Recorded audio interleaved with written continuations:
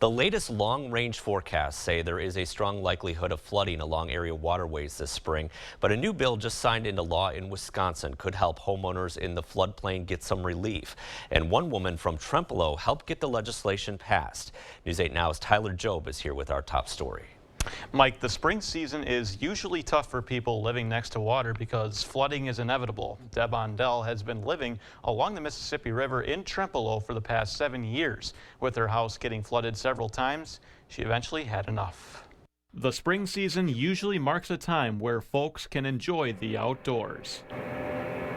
But sometimes enjoying the spring weather is not an option for Deb Ondell. It is very frustrating every spring to have to move things up and out of harm's way. She has endured flooding inside her cottage multiple times. In the past 7 years, we have had water inside our home 3 times. Despite repeatedly trying to get her cottage elevated to avoid the dangerous water, Ondell didn't have the money. We just did not have enough equity in the cottage in order to be able to do what we wanted to do. The flooding from last year hit Ondell the hardest. Last spring was a horrible spring. We ended up having to gut our lower level because we had 22 inches of water in the lower level. So Ondell approached Mount Trempealeau Corporation, a nonprofit, to pitch her idea of a bill that would help her and other people living in a floodplain. The corporation hired a lobbyist who worked very diligently in getting our bill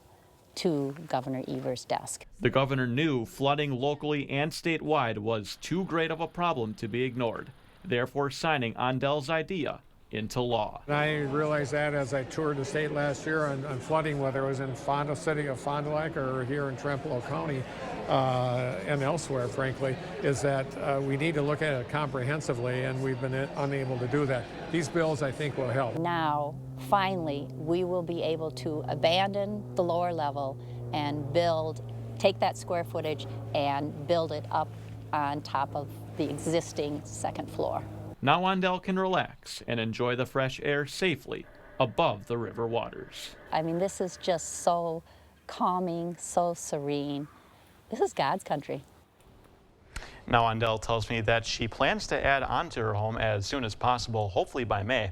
She says it depends how much the Mississippi River rises as temperatures continue warming up. Ondell also tells me once another floor is built, she will use the once flooded first floor as a storage area. Mike? Thanks a lot, Tyler. The new floodplain bill passed unanimously in both the state Senate and Assembly. Governor Evers signed the bill last week.